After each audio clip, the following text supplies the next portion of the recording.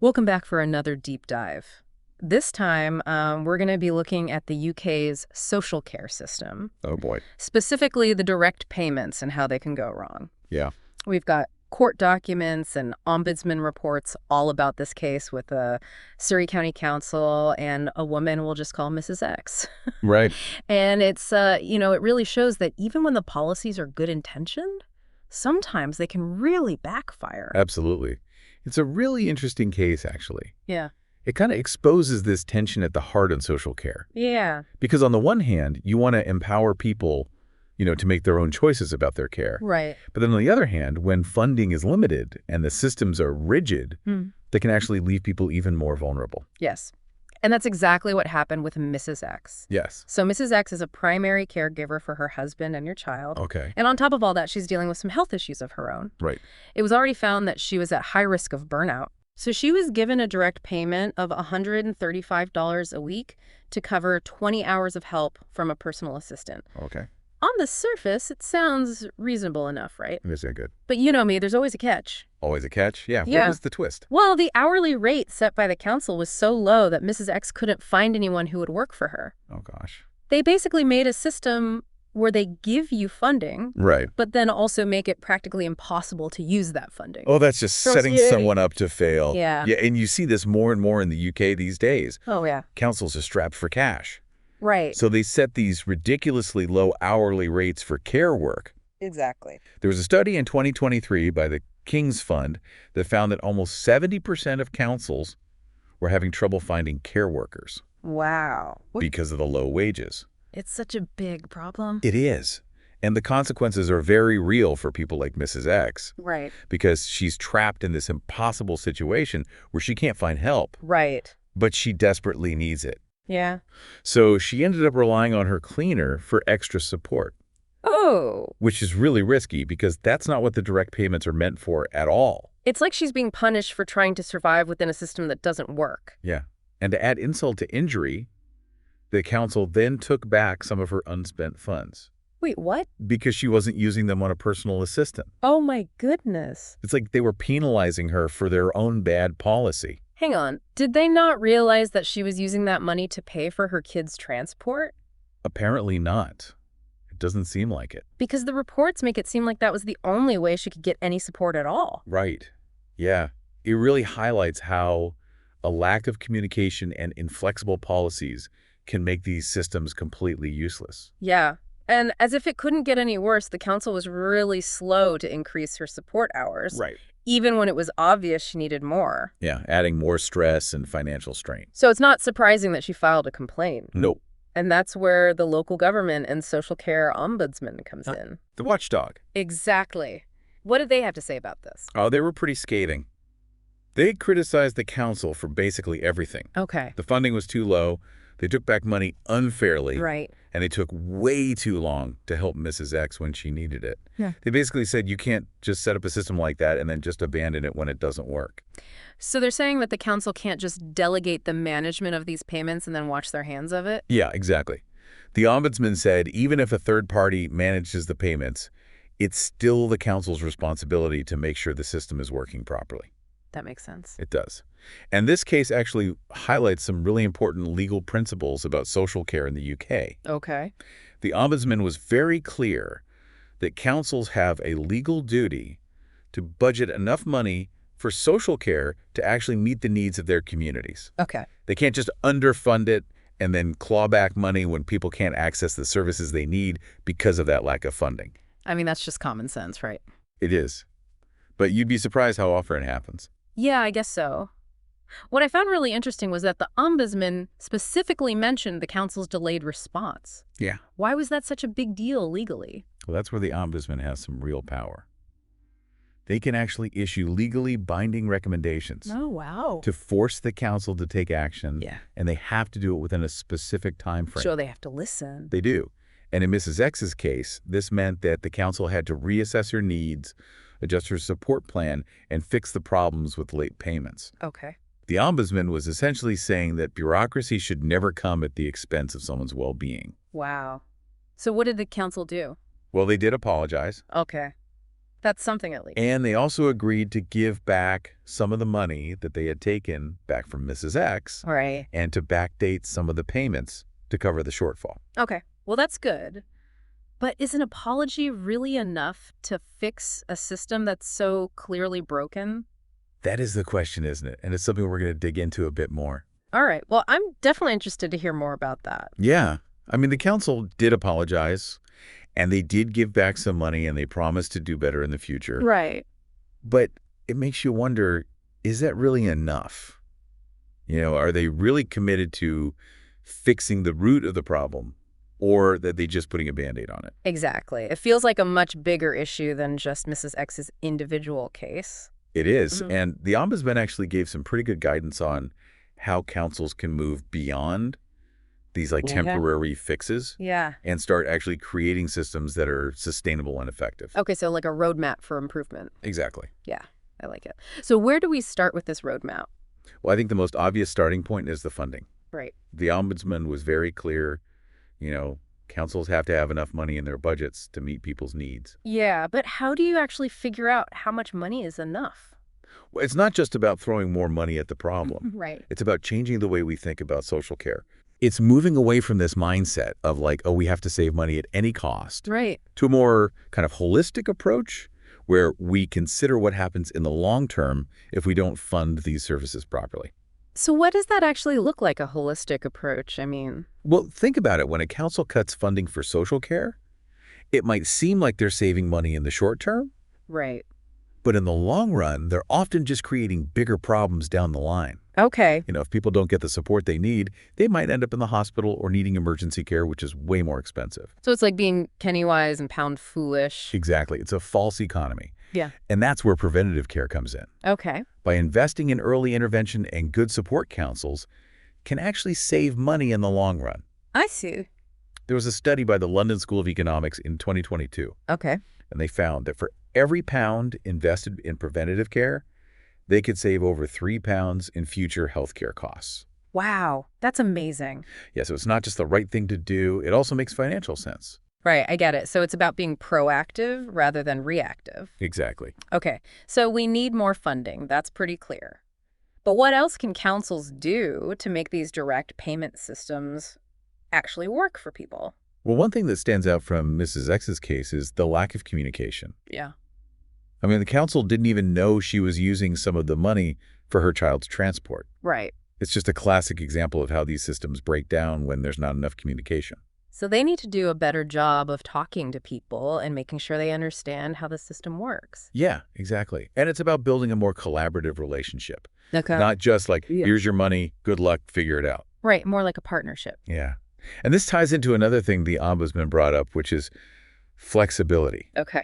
The council in this case was so focused on sticking to their policies and procedures Right. that they totally forgot about the human impact.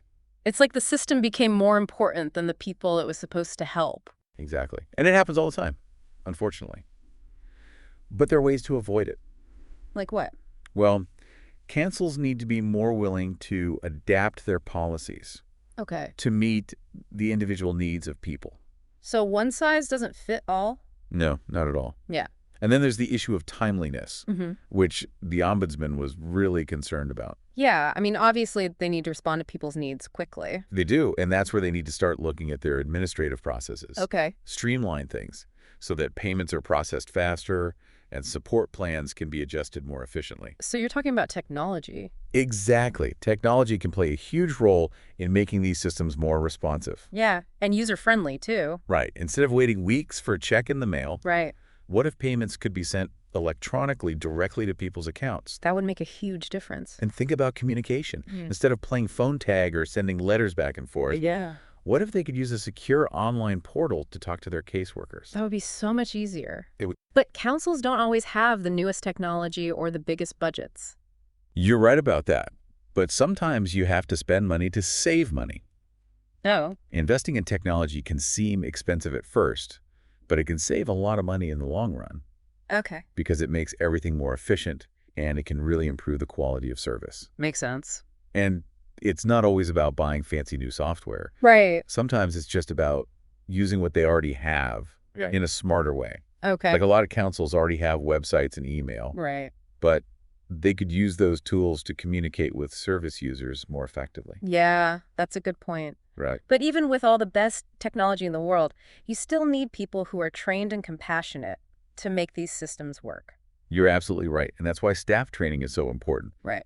Frontline staff need to be trained to understand how to manage these direct payments and to understand the complexities of these cases and to really advocate for the people they're serving. So it's not just about knowing the rules, it's about understanding how those rules affect people's lives. Exactly. It's about empathy and compassion. Okay, so we've talked a lot about what the council needs to do, but what about the people who are using these services? What can they do to make sure their needs are being met? That's a great question. Yeah. And I think it comes down to empowerment. Okay. Service users need to understand their rights and the options they have. Right. They need to know how the direct payment system works, Yeah. what they can use the money for, and what their limitations are. And most importantly, they need to know where to go for help if they're having problems. So it's all about being informed. Exactly. Knowledge is power. And never be afraid to ask questions. Okay. If something isn't clear or something doesn't feel right, speak up, reach out to the council or a support organization. Yeah, I know it can be intimidating to challenge the system, especially when you're relying on them for support. It can be, but that's why it's so important to be informed and to know where to go for help. Right. And it's not just about individual empowerment either.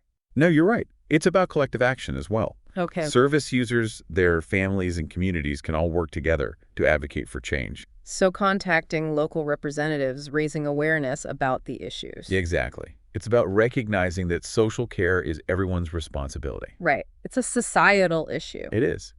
And this brings us to the question of what happens when things go wrong, like they did with Mrs. X. Yeah. What options do people have when they feel like they've been treated unfairly? Well, that's where organizations like the local government and social care ombudsman come in. Right. The watchdog. Exactly. They investigate complaints against councils, and they hold them accountable. Go. If you feel like you've been wronged, you can file a complaint with the ombudsman, and they'll look into it. So there is a system in place to address these issues. There is. And there are other advocacy groups and charities that can help people navigate the social care system as well. It sounds like there are a lot of resources available if you know where to look. There are, but it's clear that there's still a lot of work to do to make sure that everyone has access to the care and support they need. It's going to take a lot of effort from everyone involved, council service users, and the community as a whole. Exactly. It's not a simple fix. So we've talked about the problems with the system, what the ombudsman found, and some possible solutions. We have. But before we move on, I want to hear from you, our listeners. What are your thoughts so far? What resonates with you? What questions do you have? Take a moment to think about everything we've discussed. We'll be back in a bit to talk about some examples of innovative approaches to social care that are actually working. Yeah. And we'll also explore what the future of social care might look like. And what we can all do to make it better. Okay, so we've talked a lot about what went wrong in Mrs. X's case and the bigger problems with the system. Yeah. But now I want to talk about what's working. Are there any examples of direct payments or similar systems that are actually successful? Oh, yeah, definitely. Yeah. There are some really bright spots out there that give me a lot of hope for the future of social care. Okay, so tell me about these bright spots. What are they doing differently? One model that's getting a lot of attention is called self-directed support. Okay. And it basically takes the idea of direct payments and expands on it. Okay, how so? So instead of just getting the money, you're actually involved in designing and managing your own support plan. Oh, wow. So you have a lot more control. Yeah, exactly. It's all about giving people more choice and flexibility. That sounds great. But wouldn't that be a bit overwhelming for some people, especially if they're already dealing with health issues or caring for others? Yeah, that's a good point. And a well-designed self-directed support program would definitely take that into account. Okay. So they usually have facilitators who work with individuals to help them figure out what they need, set goals, and create a budget. So it's like having a personal coach for your care. Exactly. I like it. So what kind of choices are we talking about here? What does this look like in real life? Well, for one thing, you get to choose your own support worker. Oh, that's a big one. Yeah, you can find people who you feel comfortable with, who understand your needs. Okay. You also have more flexibility with scheduling, so you can make sure the services fit around your life. Makes sense. And if your needs change, you can adjust your plan as you go. So it really addresses a lot of the problems we talked about before, like the lack of flexibility and the difficulty finding qualified care workers. It does. Yeah. But how do you make sure people are using the money the right way and that the quality of care is good? That's what I was wondering. Yeah, well, that's where the facilitator comes in again. Okay. They provide support and monitor things to make sure everything's running smoothly. Okay. So they make sure the support workers are qualified and reliable, and they help resolve any problems that come up. So it's like a safety net to make sure people aren't left to fend for themselves. Yeah, exactly. It's about providing support while still giving people the freedom to make their own choices. I can see how this would be really appealing to people who value independence. Yeah. Are there any downsides to this approach? Well, one potential challenge is that it does require a certain level of confidence in organization. Okay. Not everyone is comfortable with managing budgets or coordinating a team of support workers. That's true. It's important to make sure people have the skills and support they need to manage their own care. Definitely. And that's why the role of facilitator is so crucial. Right. They can provide that extra layer of support and guidance. So self-directed support is one example, but what about technology? I feel like there's so much potential there. Oh, absolutely. Technology is going to play a huge role in the future of social care. Okay, give me some examples. Well, imagine a platform that connects service users with support workers Okay. based on their needs, skills, and location. Like a matching service. Exactly. That would be a It could really help with the staffing shortages we were talking about earlier. Right. And what about communication? Well, technology can help with that too. Okay. Think about secure messaging platforms, where service users can talk directly to their support workers, their case managers, even the council. So everyone's on the same page. Exactly. It would streamline communication and prevent a lot of the delays and misunderstandings that we saw in Mrs. X's case. Right, but what about privacy concerns with all this data online? Yeah, that's a valid concern. And any platform that handles sensitive information needs to prioritize security and privacy. Of course. So they need strong encryption, secure logins, and strict data protection protocols. Okay, so it's not just about convenience, it's about protecting people's privacy. Exactly. I'm starting to see how technology could really transform social care, but it's not a magic solution, is it? No, it's not. It needs to be implemented carefully and ethically with the needs of the users always in mind. Right. And it's not just about fancy apps and platforms. No. Technology can also be used to improve the administrative side of things. Yeah, like automated payment systems. Okay. Online portals for managing support plans, digital tools for monitoring the quality of care. That would free up so much time and resources. Exactly. Yeah. And allow care providers to focus on actually providing care. Right. Are there any other trends you're excited about? Well, I'm really interested in the growing movement towards community-based care. Okay, tell me more about that. It's about shifting the focus away from institutional care and towards care that's integrated into the community. Okay. So things like community hubs where people can access different services and activities. Right. Or peer support groups where people can connect with others who are going through similar experiences. So it's about recognizing that care is not just about physical needs. Yeah, exactly. Yeah. It's about social connection, well-being, and a sense of belonging. It's about building a more supportive and inclusive society. Exactly. So we've talked about some really inspiring innovations, but what are the biggest challenges to making these things a reality? Honestly, I think funding is still the biggest hurdle. Yeah, I figured that would come up. Social care is just chronically underfunded. Right. We need to make a stronger case for investing in this sector. Yeah, because it's an investment in all of us, really. It is. We need to start seeing social care as a fundamental part of a healthy society. And we need to get rid of the stigma around needing care. Absolutely. Needing Right. care is not a weakness. It's a normal part of life. Right. We all need care at some point. And I think stories like Mrs. X's can really help with that. Yeah, they help to humanize the issue and remind us that there are real people behind all the policies and statistics. Exactly. So this is the end of our deep dive, but it's really just the start of a much bigger conversation. Yeah, we've just scratched the surface. We've explored the complexities of social care, the challenges, and some potential solutions. But it's up to all of us to continue this conversation. Exactly. Yeah. We all have a role to play, whether it's advocating for policy changes, volunteering in our communities, or just talking about these issues with our friends and families. Even small actions can make a difference. So we encourage you, our listeners, to keep learning, keep asking questions, and keep believing in the power of collective action. Thank you for joining us on this deep dive. We hope it's given you some food for thought. And some inspiration to make a difference in your own way. Until next time, take care.